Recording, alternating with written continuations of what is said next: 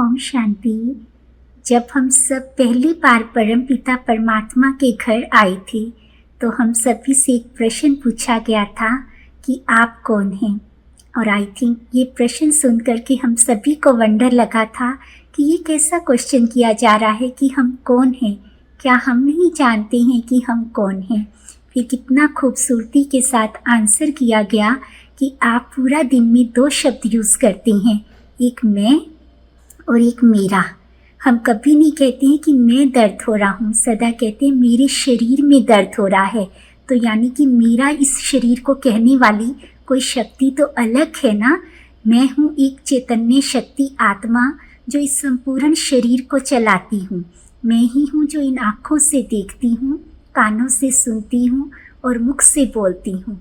ये सब कुछ सुन करके हमको पहली बार ये रियलाइज़ हुआ कि सचमुच मैं ये शरीर नहीं हूँ, इस शरीर को चलाने वाली एक चैतन्य शक्ति आत्मा हूँ। पहली बार हमने स्वयं को जाना और हमें बहुत अच्छा भी लगा। फिर जब हमने मुरली को सुनना आरंभ किया तो एक बात हर बार हर मुरली में बाबा रिपीट जरूर करते हैं कि अपने को आत्मा समझो और मुझे याद करो, तभी तुम्हारे विकर्म विनाश होंगे, तभी तुम्हारे कार्यों में कुशलता आएगी, तभी तुम्हारे को सुख और शांति की सच्ची अनुभूति हो सकती है। तो हम सबकी बहुत दिल होती है कि हम अपने आप को आत्मा समझें और बड़े प्यार से परम पिता परमात्मा को याद करें। परंतु कहीं ना कहीं हमारे मन में एक बहुत बड़ी कन्फ्यूज़न रहती है कि हम अपने आप को आत्मा प्रैक्टिकली समझें कैसे इस ज्ञान को हम अपने प्रैक्टिकल जीवन में अप्लाई करें, कैसे हम उस सच्चे सुख और शांति की अनुभूति करें, कैसे हम अपने विकर्मों का विनाश करें। तो आज हम इन प्रश्नों का उत्तर खोजने की एक छोटी सी कोशिश करते हैं और आशा रखते हैं कि ये वीडियो आप सबके लिए बहुत लाभकारी रहेगा। तो इस सीरीज़ में सबसे पहले हम ये जानने की कोशिश करते हैं कि अपने आप को आत्मा हमने प्रैक्टिकली कैसे समझना है। दूसरा, हम कैसे अपनी आत्मिक स्थिति को अपनी नेचुरल नेचर बना सके। और तीसरा, इसको हम प्रैक्टिकल जीवन में लाएंगे तो हमको क्या क्या बेनिफिट्स होंगे, कैसे हम इस चीज़ के द्वारा अपने जीवन को, इस वर्तमान जीवन को कितना सुंदर बना सकते हैं। क्योंकि बाबा क्या कहता है, आपको 21 जन्मों की बादशाही देता हूँ। तो हमने कभी सोचा है कि 8 जन्म सतयुग के हैं और 12 जन्म त्रेता के हैं, लेकिन एक जो संगम युग है, जो पूरे 20 जन्म का आधार है, अगर हमने इस जन्म में ही उस अतीन्द्रिय सुख का, उस शांति का, परमात्म प्यार का अनुभव नहीं किया तो फिर हम 20 जन्म कैसे कर सकते हैं। तो इस जीवन को हम कैसे बहुत सुंदर बना सकते हैं, कैसे इस ज्ञान को हम प्रैक्टिकली यूज़ कर सकते हैं, तो वो हम समझने की कोशिश करते हैं। तो सबसे पहले बात आती है कि अपने आप को आत्मा समझने की प्रैक्टिस कैसे करें। तो आई थिंक हम सभी ने ब्रह्मा बाबा की जीवनी के बारे में पढ़ा होगा, नहीं तो सुना तो अवश्य होगा कि कैसे ब्रह्मा बाबा ने स्वयं को आत्मा की देखने की प्रैक्टिस कैसे की। तो बहुत सारी बाबा के यहाँ से डायरियाँ मिली थी जिसमें बाबा ने अनगिनत पेजों पर लिखा हुआ था कि मैं भी आत्मा हूँ, यशोदा भी आत्मा है, निर्मल शांता भी आत्मा है, राधिका भी आत्मा है, ये भी आत्मा है, वो भी आत्मा है। दीवारों पर भी बाबा लिखता रहता था कि मैं भी आत्मा हूँ। कहने का भाव ये है कि जब हम किसी चीज़ को बार बार लिखते हैं तो वो चीज़ हमको पक्की हो जाती है। हम भी तो अपने छोटे बच्चों को कुछ याद दिलाना चाहते हैं, कुछ भी उनको पक्का कराना चाहते हैं, तो हम उनको कहते हैं ना कि आप बार बार इसको लिख करके प्रैक्टिस करो। तो ब्रह्मा बाबा कितना सुंदर एग्जाम्पल है हम सबके सामने। तो हम भी चाहें तो ये प्रैक्टिस कर सकते हैं, बार बार लिखने की, स्वयं को भी प्रकृति पर देखने की, और कोई भी हमारे सामने आता है उसको भी उसके शरीर को ना देख करके हमारी दृष्टि सदा ही उसके मस्तक पर जानी चाहिए। क्योंकि जब तक हम किसी कार्य की प्रैक्टिस नहीं करेंगे तब तक वो हमारी नेचुरल नेचर तो बन ही नहीं सकती है। हम सभी ने जब भी कभी किसी ने साइकिल चलाना शुरू किया होगा तो ऐसा तो नहीं है कि फर्स्ट डे ही वो ट्रेंड हो गया था या उसको बहुत अच्छे से चलाना आ गया था। कितनी बार वो गिरा होगा, सीखा होगा, जब कोई बच्चा हिम्मत नहीं हारता है तभी उसको सीख पाता है। तो जितनी उसकी प्रैक्टिस होती जाती है और एक ऐसी भी स्टेज आती है कि शायद कई बार तो कोई हाथ छोड़ करके भी उसको बहुत इजीली चला सकते हैं। जैसे माताओं में नीटिंग की बहुत सुंदर कला होती है। जब भी वो बुनाई करती हैं तो शुरू में वो कितना ध्यान रखती हैं, एक एक चीज़ को देखती हैं कि नहीं देखेंगी तो वो नहीं कर सकती हैं। लेकिन जब वो उसमें परफेक्शन आ जाती है, उनकी अच्छी प्रैक्टिस हो जाती है, तो एक दूसरे से बातचीत करते हुए भी, कोई कार्य करते हुए भी बहुत इजीली कर पाते हैं। कैसे आया ये सब, कैसे फर्स्ट डे से तो नहीं थी ये परफेक्शन। तो जितना हम आत्मा देखने की प्रैक्टिस करेंगे, आत्मा लिखने की प्रैक्टिस करेंगे, उतना हमने अपने आप को ये पक्का हो जाएगा कि मैं ये शरीर नहीं, मैं आत्मा हूँ। हो सकता है कि किसी का टाइम शेड्यूल इतना बिजी रहता है या किसी को इतना लिखना नहीं आता है तो वो नहीं कर सकता इस तरीके की प्रैक्टिस, तो भी कोई बात नहीं। आप एक बहुत सुंदर अपना रूटीन बना सकते हैं जिससे आपकी ये प्रैक्टिस नेचुरल नेचर हो जाए, या कहें कि बहुत अच्छी से आपकी प्रैक्टिस होने लगे। उसके लिए सिर्फ आपको कोई भी कार्य करते हैं, जब से आपके दिन की शुरुआत होती है तब से लेकर रात्रि अंत तक, आपको सिर्फ हर कार्य करने से पहले 1 सेकंड निकालना है और अपने आप को याद दिलाना है कि ये कार्य करने वाला कौन है। ये हाथ नहीं है, ये आँखें नहीं हैं, ये मुख नहीं है, बल्कि इनके द्वारा कर्म कराने वाली मैं चैतन्य शक्ति आत्मा हूँ। और उस समय अगर आप परम पिता परमात्मा को भी साथ लेकर के कार्य करेंगे तो वो आपका कर्म योग बन जाएगा। तो ये बहुत सुंदर प्रैक्टिस, आई थिंक ये तो सब कर सकते हैं। जितना जितना हम ये प्रैक्टिस करते जाएंगे उतना उतना हमारी आत्मिक स्थिति स्ट्रोंग होगी। और इसकी प्रैक्टिस के बिना हम कभी सोचें कि मैं अपने आप ही, मेरी आत्म अभिमानी स्थिति बन जाएगी, ज्ञान को सुनने से सिर्फ आत्म अभिमानी स्थिति नहीं बन सकती। प्रैक्टिस तो मस्ट है, वो तो हमको करनी ही पड़ेगी। फिर दूसरी बात आती है कि आत्मिक स्थिति क्या है। क्या स्वयं को आत्मा देखना, दूसरी को आत्मा देखना, क्या यही आत्मिक स्थिति है या दोनों में कुछ अंतर है? देखिए, जब परम पिता परमात्मा ने हम सबको ये ज्ञान दिया था कि मैं शरीर नहीं बल्कि शरीर को चलाने वाली मैं आत्मा हूँ, तो उसके साथ साथ एक और बहुत बड़ी बात भी बतलाई थी कि मैं कैसी आत्मा हूँ। सिर्फ ये तो नहीं बताया कि मैं आत्मा हूँ, बल्कि हमारे को हमारे ओरिजिनल संस्कारों से भी बाबा ने अवगत कराया ना। हमें बतलाया कि मैं शांत स्वरूप हूँ, मैं सुख स्वरूप हूँ, मैं प्रेम स्वरूप हूँ, ज्ञान स्वरूप हूँ, आनंद स्वरूप हूँ, शक्ति स्वरूप हूँ, पवित्र स्वरूप हूँ। तो जब मैं आत्मा इन संस्कारों के अधीन होकर के कोई कार्य को करूँगी या इन संस्कारों के अधीन होकर के रहती हूँ, तब तो मैं हूँ अपनी आत्मिक स्थिति में। इसके विपरीत जब देह के क्या बतलाए गए हैं, जैसे काम, क्रोध, लोभ, मोह, अहंकार, जब मैं किसी भी विकार के वशीभूत होकर के किसी भी कार्य को करती हूँ तो मेरी हो जाएगी देह अभिमानी स्थिति। अब हमको चेक करना है रोज़मर्रा की ज़िंदगी में, पूरे दिन में, कि मैं कितना देह अभिमानी स्थिति में रहती हूँ और कितना मैं आत्मिक स्थिति में रहती हूँ। उससे भी सुंदर तरीका है, बजाय ये चेकिंग करने के, आज से हम ये संकल्प करें कि मुझे पूरा दिन अपनी आत्मिक स्थिति में ही रहना है। जितना जितना मैं अपनी आत्मिक स्थिति में स्थित होने लगूंगी उतना उतना ये मेरी नेचुरल नेचर बन जाएगी। तो हमको इसकी प्रैक्टिस करनी है। अब हमको ये प्रश्न उठता है कि मैं इसकी प्रैक्टिस कैसे करूं? तो देखिए, हमारे देह के संस्कार बाबा ने कैसे बताया कि कैसे नेचुरल हो गए। हमने 63 जन्मों से उन संस्कारों को यूज़ किया। जितना जितना हम यूज़ करते गए उतना उतना वो हमारी नेचुरल नेचर बनती गई। आज देह के संस्कार इतने पक्के हो गए हैं कि आज हमारे नाम से कोई किसी अन्य व्यक्ति को भी पुकार रहा है ना, तो हम पीछे मुड़ करके अवश्य देखते हैं।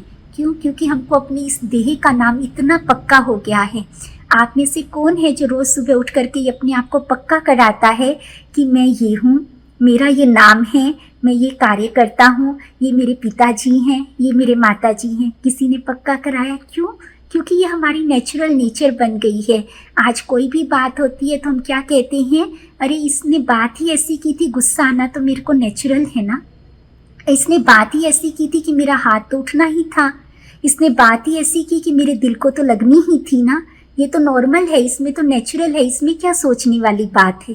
देखो परमात्मा ने क्या बताया कि ये हमारे संस्कार नहीं है, लेकिन आज हम उन्हीं संस्कारों को अपने नेचुरल नेचर बतलाते हैं, उन्हीं संस्कारों को हम अपना मान बैठे हैं, इसीलिए वो हमारी नेचुरल नेचर हो गई है। इसीलिए हमको अब आत्मा समझने में बहुत मेहनत करनी पड़ती है। ये भी तो हमने 63 जन्मों से मेहनत की है, उसी का तो रिजल्ट है कि आज ये हमारी नेचुरल नेचर बन गई। इसी प्रकार जब हम आत्मा के संस्कारों की प्रैक्टिस करते जाएंगे तो वो भी हमारी नेचुरल नेचर बन जाएगी। फिर हमको बार बार ये याद नहीं दिलाना पड़ेगा कि मैं शरीर नहीं, मैं आत्मा हूँ। हमको ऑटोमेटिक ही ध्यान रहेगा, और जब हमको ये ध्यान रहेगा कि मैं आत्मा हूँ तो कभी भी मेरे से कोई विकर्म नहीं हो सकता। इसीलिए बाबा कहते अपनी को आत्मा समझोगे तो आपके विकर्मों का विनाश होगा। फिर दूसरा क्या कहते, आत्मा हूँ तो फिर मेरा एक ही रिश्तेदार है, मेरे सरफ संबंध सिर्फ एक से ही हैं, तो मुझे परमपिता परमात्मा को याद नहीं करना पड़ेगा, उसकी याद तो मुझको ऑटोमेटिक आएगी। अब प्रश्न उठता है कि इस आत्मिक स्थिति को हम कैसे अपनी नेचुरल नेचर बनाएं। तो देखिए, जब भी हमारे पास कोई भी परिस्थिति आती है तो हर परिस्थिति में हमारे पास दो ऑप्शन होती हैं। वो हमारी इच्छा होती है कि हम अपने किस संस्कार को यूज़ करते हैं। मान लीजिए कि जैसे कोई सामने वाली आत्मा आपके ऊपर बहुत क्रोध कर रही है, तो उस समय आप कैसे अपनी आत्मिक स्थिति में कैसे अपने आप को आत्मा देखने की प्रैक्टिकल प्रैक्टिस कर सकते हैं। तो देखिए, जब भी कोई आत्मा क्रोध कर रही है तो सबसे पहले तो अपने मस्तक पर देखें और अपने आप को ये याद दिलाएं कि मैं आत्मा हूँ और मैं शांत स्वरूप हूँ। गुस्सा मेरा संस्कार नहीं है, मैं किसी भी हालत में गुस्सा नहीं कर सकती। फिर सामने वाले के भी मस्तक पर देखिए कि ये भी आत्मा है और ये भी शांत स्वरूप है, पर इस वक्त ये परवश है, ये अपने गुस्से के संस्कार को यूज़ कर रही है, परंतु इसका ओरिजिनल संस्कार शांति ही है। ये होता है अपने को भी आत्मा समझना, सामने वाले को भी आत्मा समझना। आत्मा का समझना सिर्फ ये नहीं है कि एक चमकता हुआ बस सितारा देखना है। एक बार जब दादियाँ छोटी थी तो बाबा ने उनको बहुत पक्का कराया हुआ था कि स्वयं को भी आत्मा समझना और सामने वाले को भी आत्मा समझना है। तो एक बार जब दादियाँ छोटी थी, नेचुरली ये बच्चे हैं, तो कोई उनका आपस में झगड़ा हुआ, तो एक ने दूसरे की बालों को खींचा, माना चोटी बना रखी होती है तो चोटी को खींचा। तो बाबा ने पूछा क्या कर रही है, तो उस दादी ने कहा कि मैं आत्मा इस आत्मा की चोटी को खींच रही हूँ। तो बाबा भी मुस्कुरा कर के बोले, आत्मा कभी भी आत्मा की चोटी को नहीं खींच सकती, क्योंकि आत्मा की चोटी ही नहीं है, चोटी तो शरीर की होती है। कहने का भाव ये है, आत्मा देखना और समझना, अर्थात आत्मा के गुणों में स्थित होना। ये नहीं देखना कि मैं आत्मा एक चमकता हुआ सितारा हूँ, मैं आत्मा कैसी हूँ। जब मैं अपने गुणों में स्थित होती हूँ, मानो मैं भी शांत स्वरूप, सामने वाली भी शांत स्वरूप, इसको कहा जाएगा आत्म अभिमानी स्थिति या आत्मिक स्थिति में स्थित होना। जब मैंने एक बार अपने शांति के संस्कार को उस समय यूज़ किया तो वो सामने वाली आत्मा कितनी देर क्रोध करेगी, वो भी तो आखिर शांत हो जाएगी। तभी तो बाबा कहते हैं, अगर आप अपनी आत्म अभिमानी स्थिति में स्थित रहते हो तो इसका फायदा सिर्फ आपको नहीं होता, सामने वाले को भी होता है। आपके बहाने से उसका भी कल्याण हो जाता है, वो भी अपने ओरिजिनल स्वरूप में स्थित हो जाता है। तो इसको कहते हैं स्वयं को भी आत्मा समझना और सामने वाले को भी आत्मा समझना। जब भी आपके सामने कोई भी परिस्थिति आए तो आपके पास हर वक्त दो ऑप्शन होंगी, क्योंकि एक तो हमारे ओरिजिनल संस्कार हैं ही, और एक हमने 63 जन्मों से एक्वायर कर लिए जो हमारे देह के संस्कार हैं। इसीलिए बाबा दो चीज़ें यूज़ करते हैं, एक आत्म अभिमानी स्थिति और एक देह अभिमानी स्थिति। जिस संस्कारों को मैं ज़्यादा यूज़ करती जाऊंगी वैसी मेरी स्थिति बनती जाएगी और वही मेरी नेचुरल नेचर होती जाएगी। आज तक मैं देह के संस्कारों को ही यूज़ करती रही, इसलिए वो मेरी नेचुरल नेचर बन गई। लेकिन अगर आज से मैं खूब अपने ऊपर अटेंशन देती हूँ और हर परिस्थिति में मैं अपने आत्मा के ओरिजिनल संस्कारों को यूज़ करती हूँ, तो धीरे धीरे मेरी आत्मिक स्थिति नेचुरल नेचर बन जाएगी। फिर हर वक्त फिर मुझे कुछ सोचना नहीं पड़ेगा, कोई प्रैक्टिस नहीं करनी पड़ेगी। वो मेरी नेचुरल नेचर होने की वजह से मैं हर वक्त अपनी आत्मिक स्थिति में स्थित होने लगूंगी और इसी से आधार पर ही मैं संपूर्णता को प्राप्त कर सकती हूँ। अब आता है कि जब मेरी आत्मिक स्थिति नेचुरल नेचर हो जाएगी तो उसकी क्या निशानियाँ हमको दिखेंगी। बाबा बहुत सुंदर बतलाते हैं कि देह अभिमान वाले की क्या निशानियाँ होती हैं। देह अभिमान वाले को अपमान की फीलिंग आती है, देह अभिमान वाले को अभिमान की फीलिंग आती है।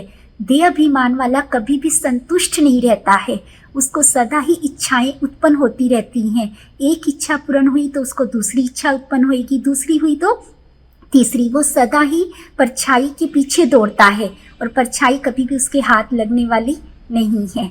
आत्म अभिमानी स्थिति है कि सबसे अपनी पीठ को मोड़ लेना, तो सब चीज़ें परछाई की तरह आपके पीछे पीछे आनी शुरू हो जाएंगी। सब अपने आप ही आपको सम्मान देना आरंभ कर देंगे, आपके रिश्ते मधुर होने शुरू हो जाएंगे, आपका मन अंदर से शांत रहेगा, आप हल्केपन का अनुभव करेंगे, आपका योग बहुत सुंदर लगेगा, आपको सर्व प्राप्तियों की अनुभूति होगी, आपका ज्ञान बहुत अच्छे से क्लियर होना शुरू हो जाएगा, आपकी बुद्धि बहुत स्वच्छ हो जाएगी, परमपिता परमात्मा के साथ आपका संबंध अटूट होगा। तो हम सब जानते हैं कि ये आत्म अभिमानी स्थिति बनाना कितना महत्वपूर्ण है।